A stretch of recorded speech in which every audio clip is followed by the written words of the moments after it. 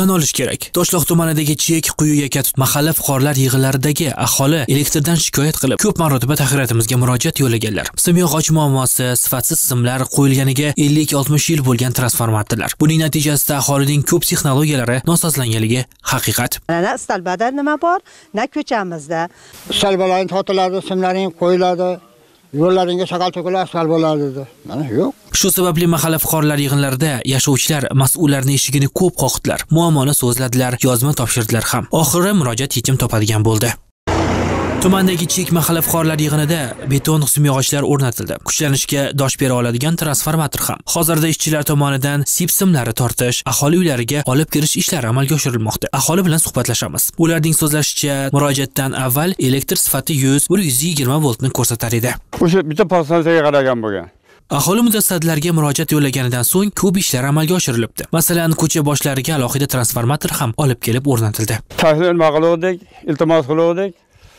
Yangi hisoblarni olib kelib ko'mishib, mana podstansiyalarni o'rnatishib, mana ustalarimiz elektr tarmoqlardan kelib, uylarimizga ulab beryapti.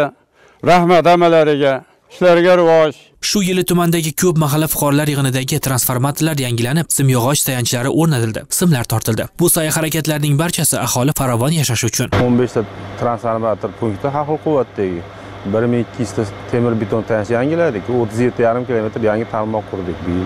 Zarkent podstansiyasida elektr ta'minot tizimini yanada barqaror va samarali ishlashi uchun amaliy ishlar ham olib borildi. Hozirda mazkur podstansiyadagi mavjud 6300 kilovat quvvatga ega bo'lgan kuch transformatori o'rniga zamonaviy va yuqori samaradorlikka ega bo'lgan 10000 kilovat quvvatli yangi kuch transformator o'rnatildi. Qariyb 18000 xonadon sifatli elektr bilan ta'minlanadi shu yerda. Tuman hokimligi tomonidan og'ir deb hisoblangan mahalla fuqarolar yig'inlariga mablag' ajratildi. Buning natijasida esa yana ko'plab manzillar elektrlashdi. 700 million so'm mablag' ajratilib, 7 ta mahallaga 160 li transformator 7 ta qo'yildi va 3 kilometr havo tarmog'i qurdik. Elektrchilarning so'zlariga qaraganda, yil yakuniga qadar yana 8 ta elektr sifati past manzillarga 10 ta transformator, 3.5 kilometr havo liniya tarmog'i, 103 ta yangi beton tayanch simyog'ochlari o'rnatiladi. Ahror Ziyodov, Safar Ismoilov, Zamon informatsion tahliliy dastur uchun Farg'onadan.